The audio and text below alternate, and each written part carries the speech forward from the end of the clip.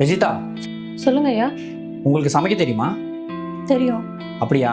சரி, இந்த மாதத்துல நீங்களே சமைக்க ஆரம்பிச்சிருங்க. அதுக்கு உங்களுக்கு எக்ஸ்ட்ரா சம்பளம் கொடுத்துட்றேன். அர்ச்சனா, இப்போ அவங்களுக்கு எவ்வளோ சம்பளம் தரோம்? 7,000 ரூபாய். இப்போ 7,000 ரூபாய் சம்பளம் வாங்குறீங்க, சமைக்கிறதுக்கு ஒரு 8,000 ரூபாய் எக்ஸ்ட்ரா தரேன். மொத்தமாக சேர்த்தே ஒரு 15,000 சம்பளமாக வாங்கிக்கோங்க. சரி, ஓகே, வேலையை பாருங்க. சரி அர்ச்சனா, நான் ஆஃபீஸ் போயிட்டு வந்துடுறேன்.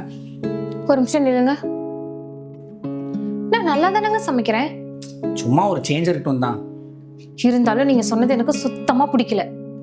எல்லாம் ஒரு காரணமாக தான் நீ சொன்னேன். சரி, நான் ஆஃபீஸ் போயிட்டு வந்துடுறேன்.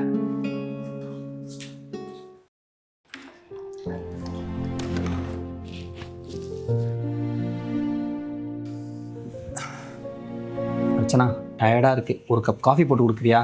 நான் போடுற காஃபி தான் உங்களுக்கு போர் அடிச்சு போச்சு இல்ல? உங்க புது வேலைக்காரியை போட்டு தர சொல்லுங்க. இனிமே நான் சமைக்க மாட்டேன். அவ சமைக்கிறதே நீங்க சாப்பிடுங்க.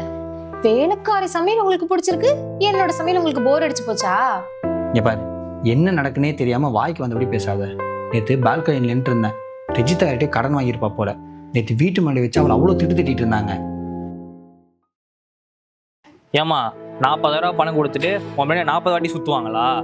புருஷனுக்கு ஆக்சிடென்ட் ஆச்சு தானே பணத்தை வாங்கினேன். மாதம் மாதம் வட்டி கட்டணும்னு உனக்கு தெரியாதா?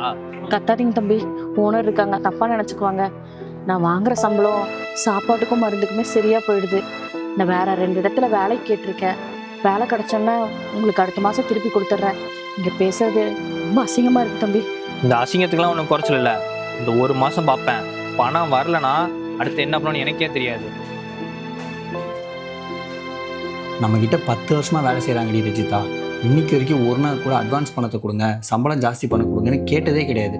நம்ம என்ன கொடுக்குறோமோ அதை வாங்கிட்டு வேலை பார்க்குறாங்க. இங்கே காசு நிறைய பேர்கிட்ட இருக்குடி, ஆனால் உதவி பண்ணுற மனசு தான் யாருக்கிட்டையும் இல்லை. ரெஜிதா சும்மா காசு கொடுக்குறேன், நான் வாங்குற ஆள் கிடையாது. அதனால தான் எக்ஸ்ட்ராவாக சமைக்க சொன்னேன். இப்போ அவங்களுக்கு கடன் வாங்குற மாதிரி இருக்காதுல்ல, அதனால தான். இப்ப சொல்றீங்க, இது என்கிட்ட முன்னாடியே சொல்லியிருந்தா நான் என்ன வேணா நான் சொல்ல போறேன். நீ எப்படி ரியாக்ட் பண்ணுவேன்னு தெரியாது, அதனால தான் அப்படி சொல்லிட்டேன். இப்போ உனக்கு சமைக்கிற வேலை கூட கிடையாதுடி, ஒரு கப் காஃபி போட்டு கூட. வெயிட் பண்ணுங்க, நான் போய் போட்டு எடுத்துட்டு வரேன்.